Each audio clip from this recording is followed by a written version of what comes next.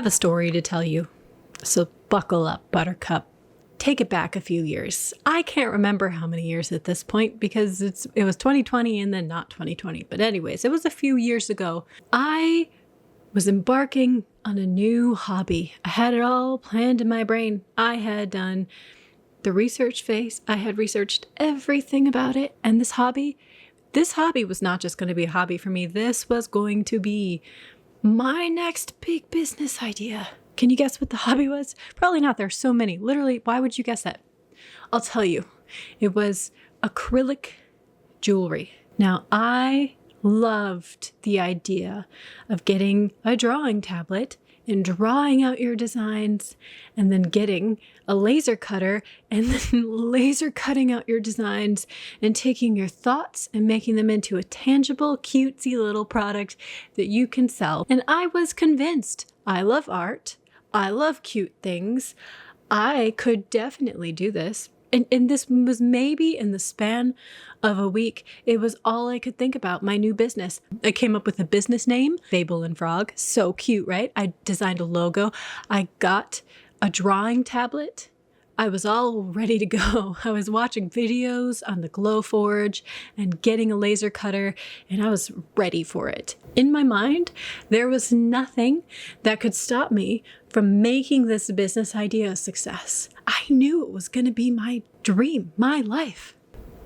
Did that happen? No, of course it didn't happen. How often do these things actually pay out for us? But let me tell you what did happen. There is something called the ADHD tax, and that is that when you have ADHD, you spend more money. You spend money sometimes impulsively, sometimes on things that you think you need in the moment, but you really don't need in the long term. And we're going to stop this right now because the rest of that story goes like this. I was just about ready to do whatever I had to do to buy a laser cutter. Do you know how expensive laser cutters are? They're really expensive. They take up a ton of space and you have to have good ventilation. It's a whole thing. It's not just buying a drawing tablet, which I did do and I still have, and I haven't used it in months. Regardless, I was ready to do this. My husband, partner at the time, said to me, "That doesn't seem like a smart idea." He said, "I don't know about that. Do you really want that? Maybe we wait. Maybe we wait." The smarter side of me said, yes, we should wait.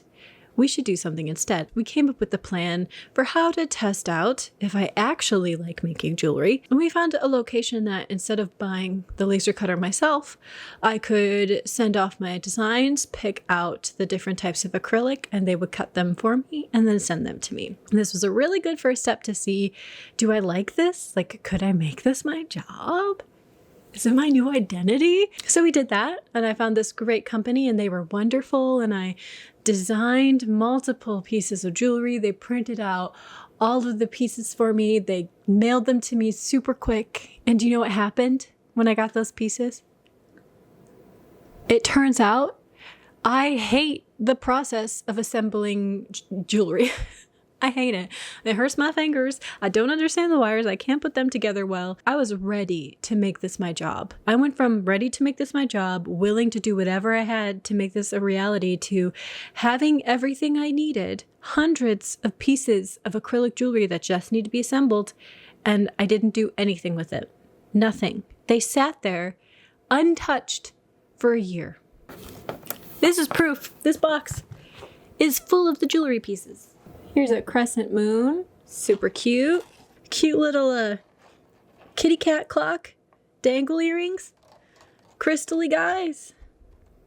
I made cute stuff and then I didn't do anything with it because that wasn't my dream job. That wasn't my hobby. That wasn't what I was wanting to do with my life. It was just a hyperfixation. Say with me, folks. It was just a hyperfixation, yes. I do not consider this story to be a failure by any means.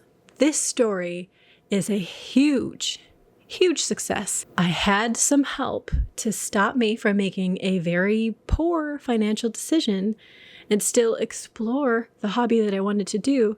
it ended up saving me a ton of money in the long run, and I still got to do fun, creative things. And I guess one day if I decide to actually put the jewelry together, I could sell it. My partner helped me take a step back and save the ADHD tax. No tax today, except for the tablet and the paying for the acrylic pieces to be printed, and we're not going there. Here's my advice to you. Listen, Bridget's rules to stop the ADHD tax. I just had it. Did you take my rules? Are you about to drop $1 on a new hobby? Stop. Before you proceed, number 1, you must assign a friend, family member, someone to be your idea man, okay? It doesn't have to be a man. It can be woman. It can be non-binary, but assign somebody to be your idea man. Number 2, always run your ideas by your idea man. That's literally what they're for. So if you have a new hyperfixation and you are about to buy literally all of the things to make resin pours, and you've never poured resin in your life, and you live in a shoebox apartment and you've no space for it, you better run that by your idea man. Number 3, this works best if you do this before, but discuss with your idea man what's an okay amount to drop on a new hobby in general, and what's an amount where you should go, I need to take a step back and think about this. Number 4, this is a big one. This is the most important one that I can think of. Designate a waiting period and make sure your idea man knows about it. Whether the waiting period is to sleep on it before you press purchase, or it's 6 months from now. If I'm still obsessed with drawing, I can get the drawing tablet in 6 months. Whatever it is, designate that waiting period, because what we're trying to do is overcompensate for our ability to make rash decisions and be impulsive. We know that folks with ADHD are impulsive. Okay, I feel you. This isn't easy, but you got to do it. Respect the waiting period. Oh, that's number 5. Number 5, respect the waiting period. I see you. I know you're going to say, okay, in 3 months, I'll purchase it. And then you can't stop thinking about it. And then you end up getting the freaking rug tufting gun. No. You ran it by your idea man. It's basically written in stone. You have to respect the waiting period. Number 6 is a fun part. You have this waiting period. You might as well fill that time both researching your new hobby and watching others engage in it, and what I did with the jewelry, which is find a way to experiment with that hobby without making the commitment. Okay, so maybe that's looking at a makerspace near you. I know that they're really popular in a lot of medium to bigger cities to have a makerspace where they have all of these wood cutting machines and laser cutters and design type things that you could do, and probably even a rug tufting gun. Although I don't know, have to check with them. Can you tell that rug tufting was one of my recent hyperfixations? Find a way to test it out for free or for low cost to get a sense for if you actually want to do it.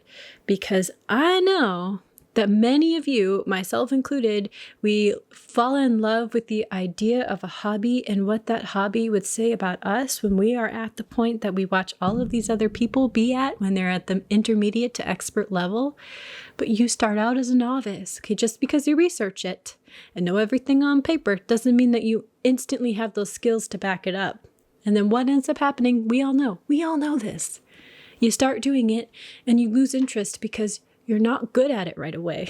That's a sucky feeling. It happens to all of us, but what ends up happening next is that you put it in a shoebox, put it away, and then you don't think about it anymore. And then that hyperfixation has just fallen into the trap of all of the other hobbies that you'd planned to start and then didn't finish it. Okay, but that was number 6. Find a way to engage in it for free. Number 7 is, okay, engage in the hobby. You did the waiting period. You decided the money's okay. You weren't irresponsible with your money. You weren't rash with your money. You waited. Do the hobby. You do you. You waited. Good job. Enjoy that hobby. And the last step is rinse and repeat, baby, because we know you're going to be here.